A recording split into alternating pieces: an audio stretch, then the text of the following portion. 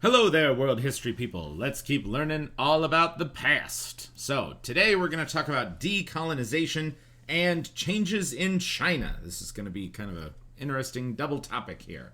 Between 1940 to 1970, countries all over the world decided to take up the cause of freedom and liberated themselves from imperial rule. Here they are just breaking the chains of the ages of colonialism and imperialism.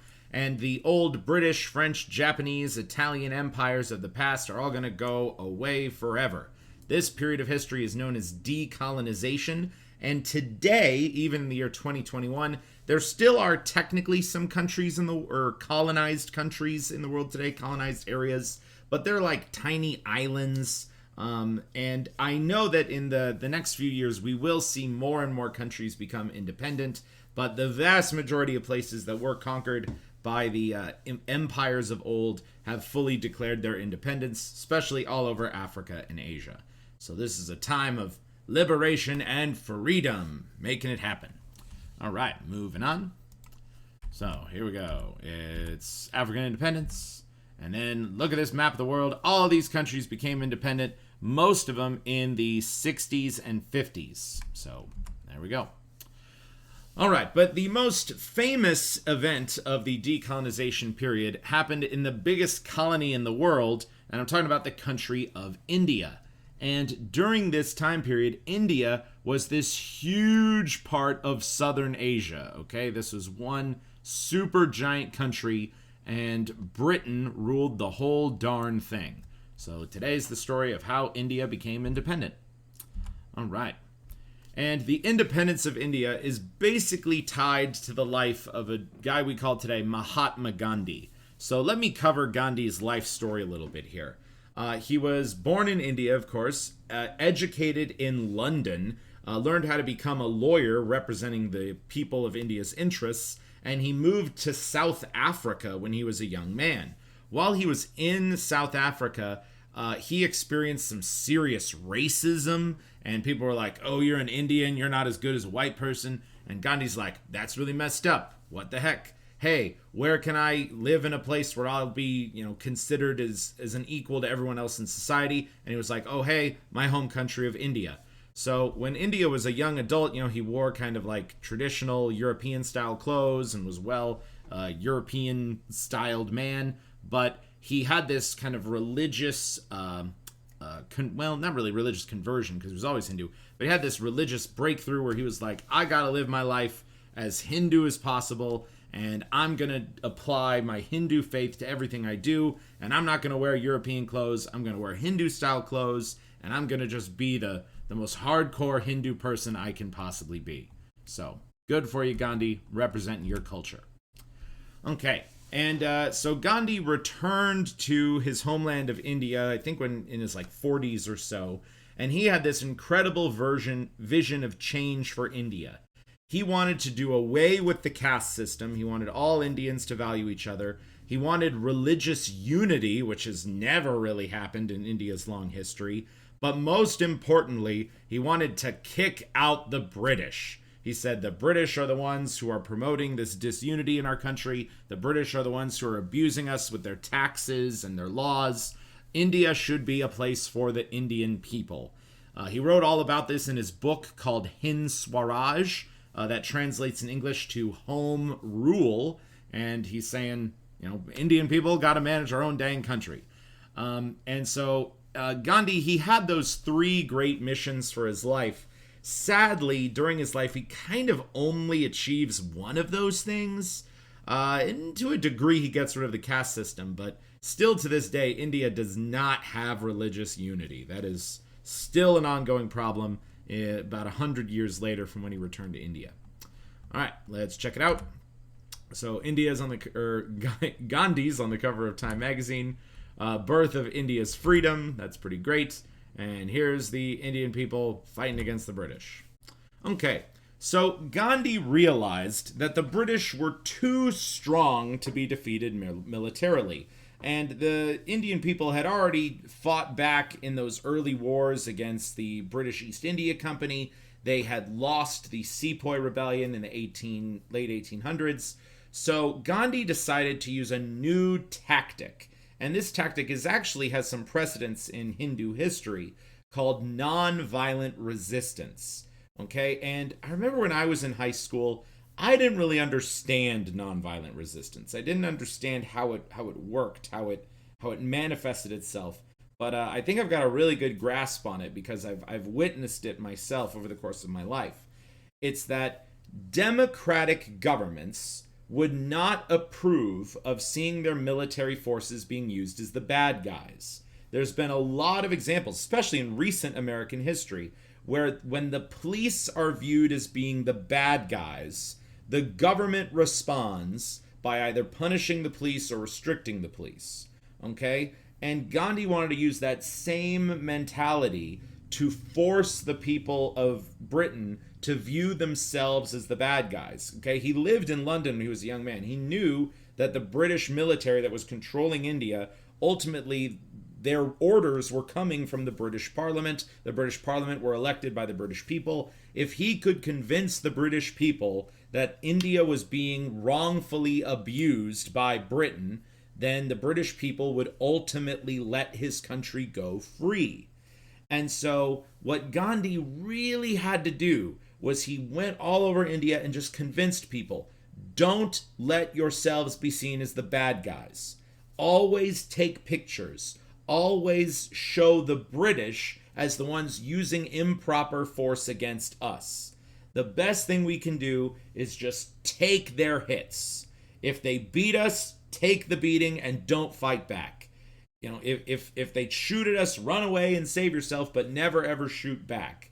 Don't let them twist the narrative of the conversation to allow the Indians to be seen as the ones who are supposedly doing something wrong. And his tactics started to work. And the people of England saw these pictures of British police abusing Indian people and were like, why are we being the bad guys here? Why are we being so mean to these people? We should probably take our military force out of here. And also what Gandhi said too is he said, hey, when the British military says pay them taxes, don't pay the taxes. And then if the British military says, okay, we'll arrest you, then let them arrest us. They'll have to arrest every person in India. There's close to 1 billion people in India. They can't fit us all in their prisons. And then also, when we're all in their prisons, we won't make any product for them to tax, so they're literally wasting their time. So his sort of big thing with nonviolence resistance is don't accept their authority and never fight back. Be the victim, and you will be seen as the more heroic, the more bullied person. Okay? So, like, this is a picture that this event happened at UC Davis, probably, I think, in the year 2010. And I remember I made a YouTube video about this. But it was a whole bunch of UC Davis students who were locking in their chains in protest, trying to protect one of their friends from being arrested. And then this police officer gets out some pepper spray and just pepper sprays these kids at point blank range. Okay, it's pretty clear that these kids pose no threat to that police officer, that they were just, bunkering down in the middle of the quad, trying to protect their friend, not harassing anyone, not being aggressive. Yet the police officer responds with this aggressive movement of pepper spraying the kids. And I know that this police officer was fired because of this picture. And I also know that UC Davis's chancellor spent something like $250,000 or more to try to wipe this picture from the internet because it's kind of a negative view of the UC Davis Police Department. Well, I'm showing it to you all to show that they can't wipe things out that existed in the past. And then at the center of nonviolence stands the principle of love. Okay? And if you really believed in nonviolence, and a police officer, is yelling at you and telling you to, get on the ground or something else, you refuse, but you don't cuss out the police officer in response. You don't physically challenge the police officer or insult them. You want the other side to look in the mirror and be like, wow, I am the bad guy. That's how nonviolence works. Okay? And then, come on, play the game. You shoot at me first. Okay? If this guy shot a gun at this tank, the bullet would bounce off the armor of the tank, and then the tank's cannon would just annihilate him. Okay, so nonviolence, you don't fight back. And then nonviolence is not to be used ever as the shield of the coward, but the weapon of the brave. And I'll tell you this too, kids. I have personally been in some violent altercations in my life. I remember the feeling of somebody doing me wrong and of me having this primal desire to use physical violence to avenge myself or to get even with them. And Gandhi's teachings really tell you to hold those emotions back, to never fight back. Because as soon as you fight back, you're on that same level as the person who's wronging you. And if you potentially use more force than them, you could be perceived as the bad guy. So fighting back is never the answer. Okay, so the doctrine of nonviolence only makes sense in a post-World War II world. The psychology of people in the Western world is no longer based on racism and social Darwinism. Instead, there's a great feeling of compassion after so many nations of the world united against defeating the racist fascists. Okay, so like, if you actually applied the system of nonviolence to world history and said, Mr. Brown, could you use nonviolence to beat the Nazis? The answer is no, okay? The Nazis, you needed to use force to beat them because their whole rhetoric, their whole society wasn't a true democracy based on the principles of love. It was a democracy based on racism. And you can only really use nonviolence if you know that the people who sort of pull the strings of either the military or of the police, if those people have to sort of win over public support, and if public support is based on compassion and love for others. So yeah, the British people, they saw images of Gandhi's followers being killed and beaten by the British police, and so they demanded that Britain stop suppressing the Indian people, and Gandhi will ultimately achieve his objective without ever firing a gun, without ever truly well, no, he was fighting the British, don't get me wrong, but he never used warfare to achieve his aims. So, yep, we're all citizens of the empire. Good old Gandhi. All right, and so nonviolence resistance was similarly used for social change by Nelson Mandela to combat racism in South Africa and Dr. Martin Luther King Jr. to combat racism in the United States. And he's definitely remembered as one of the top Americans for the work he did. So good job, Dr. King. Yeah, so all of these people were inspired by Gandhi, and some great social change happened in the world as a result. So let's check out some pictures related to this stuff.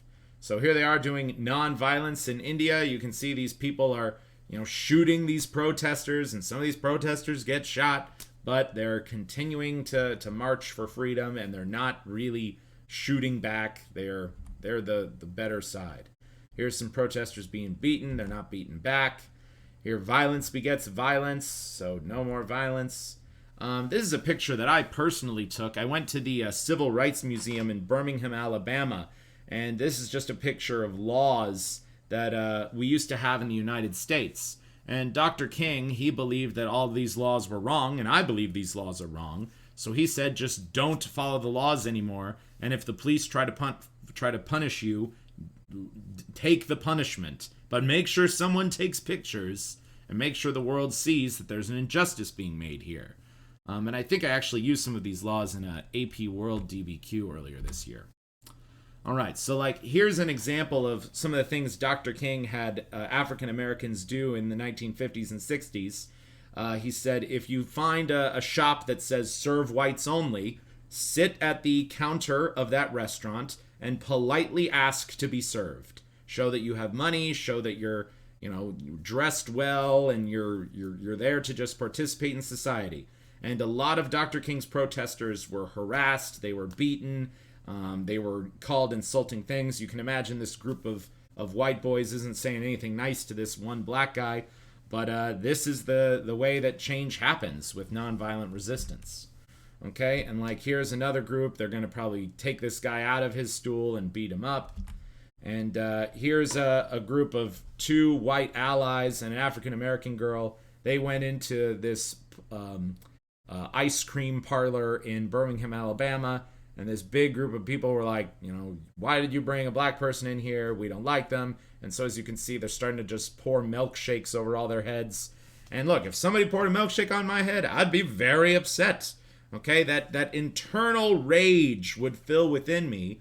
But with nonviolent resistance, you don't fight back. You let someone take a picture like this, and you let that picture be published, so that for all of history, people know that these people were the jerks and these people were the heroes. Okay? That's what it's about.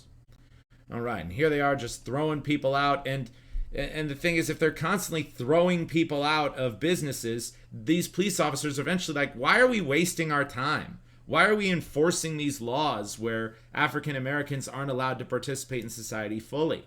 So you have to challenge unjust laws, but don't challenge them with violence, or else you'll be perceived as the bad guy. If you challenge them with nonviolence, the police will be the ones seen as the bad guy. And here's Dr. King getting arrested. And Dr. King got arrested many times for simply sitting in a white person's seat, or for riding at the front of a bus, or, countless of these stupid laws that promoted racism in this society. And if it wasn't for him challenging them, maybe those laws would still be around America today. Okay, so now back to Gandhi, though. So Gandhi did achieve independence for India. Hooray, hooray.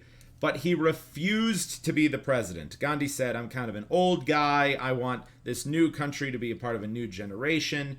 And the problem is, though, that once India became independent, there were so many different religions, so many different factions. They had a lot of disagreements over about what the future of the country would look like.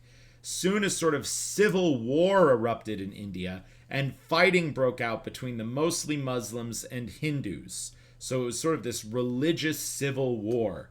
And Gandhi was so heartbroken about it. He's like, come on, guys. We just kicked out the British. Why do we got to fight each other? We should all get along. We should all work together. And Gandhi was hearing these reports about like gunmen going in and killing groups of Hindus and gunmen killing groups of Muslims. And Gandhi said, you know what I'm going to do? I'm going to stop eating until everybody in India stops fighting. And he gets in this kind of meditation mode. Pictures of him are taken every day. It's on the front page of every Indian newspaper. The people of India recognize he's such an important figure in their history. So everybody in India literally stops fighting. It's the most incredible thing ever. He stopped a civil war by going on hunger strike. And eventually Gandhi, hears that all the violence has stopped. He then begins to eat again. And after that, though, Gandhi recognizes, yes, we got independence from the British, but I don't think India is going to work as a country. I think these religious divides are just too strong. So he actually oversaw India as it got split into 3 different countries. And today, India is now, India still, and then Pakistan and Bangladesh. So Pakistan and Bangladesh are mostly where Muslims live, and India is mostly where Hindus live, but there's still plenty of Muslims that still live in India, and there's some Hindus that still live in Pakistan and Bangladesh, so it's not an even borderline even to this day, and there still is some tension to this day. All right, moving on. So here's India, and then I am a patriot, I'm a nationalist, I am a Hindu. So people are still very defined by their religion in this country. Here's a bunch of people moving around India. These people fighting back, stop violence against Christians and all other races. Okay, so in the years following India's independence, millions of Hindu people living in Pakistan migrated to India. Millions of Muslims in India migrated to Pakistan and to Bangladesh. And there was a lot of violence, and some of that violence was in that civil war I just mentioned. Roughly 1 million people died. And actually, in the years since, there have been a couple full-on wars between India and Pakistan. India and Pakistan do not get along. There's actually some, I'll be honest, they're kind of funny. There are these like little TikTok memes and videos of just people in India and Pakistan just telling you how much they hate each other. And also famously, every day at the border between India and Pakistan, the border guards do this. It's this sort of dance against each other. They kind of have a dance battle, but it's a very aggressive dance. And people on both sides of the border watch and they cheer for their side. So they make kind of this show about how much distrust and hate there is between these two countries. The other really sad thing is both of these countries have intercontinental ballistic missiles with nuclear warheads. And I am very concerned that in the next 100 years or so, there could be another war between India and Pakistan. And what if that war involves nuclear weapons? Then there would be some really, really bad things happening in the world, for sure. So I really hope that there's stuff can be done to reduce the tensions between these two people that for so much of human history were a part of kind of the same country. All right, moving on. So here's that border guard battle. And yep, so shortly after the country split, Gandhi was killed by a Hindu assassin. There's this young Hindu guy who is so upset that Gandhi wanted to have unity with the Muslims. Gandhi was killed for it. And Gandhi really should be given a whole lot of credit for having the strongest willpower in the history of the world. He's a person I absolutely admire. So, Gandhi shot dead, nation in mourning. And then death is at any time blessed, but is twice blessed for a warrior who died for his cause. And I think Gandhi was a warrior. He just never picked up a weapon. All right. There's some more struggles in India, and there's Gandhi. And if you look on all of India's money today, Gandhi is on all the denominations of their money. He's that important of a historical figure. Okay. So yeah, and following India's example, hundreds of countries around the world began their quest for independence, and the imperial powers gave up control of many of these countries around the world. So a lot of them got it through nonviolence. Some of them did get it through violence, but it's an important part of world history that Gandhi inspired so many others.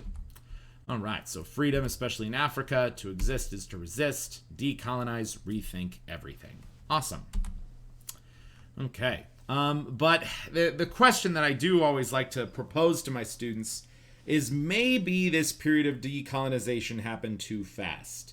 Like there was such a high demand to just kick the Europeans out of Africa, to let Africans and Asians run their own countries. And I think that's absolutely the right thing. But there was no real transition period. A lot of times it was like, get out of here now. We're going to be in charge of the country tomorrow. And running countries is really complicated. And a historical fact about it is Congo in the 1960s, there were only 24 people in the entire country with any kind of government experience or college education. And if you think 24 people can run a country, you're insane. So there just wasn't enough people to really manage it or control it, and so a lot of these countries got kind of out of control, and we're still dealing with some of that fallout to this day. All right, so yep, here's some polluted rivers in Africa, and then yeah, problems with African nations, a lot of poverty, a lot of disease, African unity is a struggle, and here's some people trying to get water, so they got to boil water, it takes forever. About 67% of the population can read, deforestation, HIV/AIDS, starving kids, and then kids with guns. You know, if the governments were better, they could probably secure that stuff. All right, you know what? I'll actually save this for the next video. All right, peace out.